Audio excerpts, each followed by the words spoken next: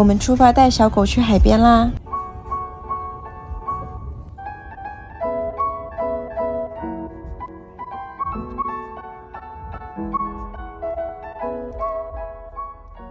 到地方啦！其实之前来过一次了，独栋的别墅，可以带狗就又来啦。狗子们每次来都很开心。路上买的窑鸡，你们有吃过这种做法的鸡吗？真的很香。这是我房间阳台的视角，环境确实挺不错的。吃饱喝足就带小狗去玩水啦。不知道它是不是太热了，先下去凉快凉快。这个沙子真的很磨脚，小狗们已经放飞自我啦。今天天气不算热，所以还挺凉快的。来之前一直在担心会不会中暑。接下来沉浸式看小狗们玩水吧。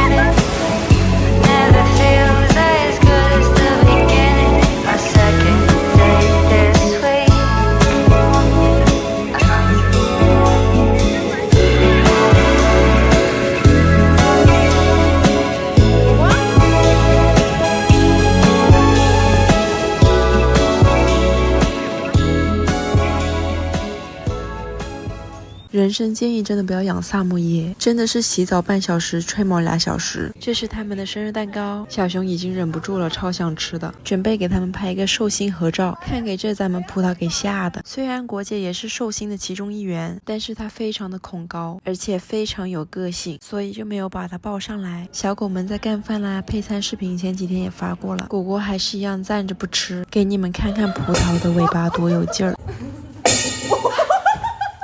考虑到带小狗出去吃饭不太方便，所以我们就点外卖了，带狗子们去溜溜，顺便放烟花去。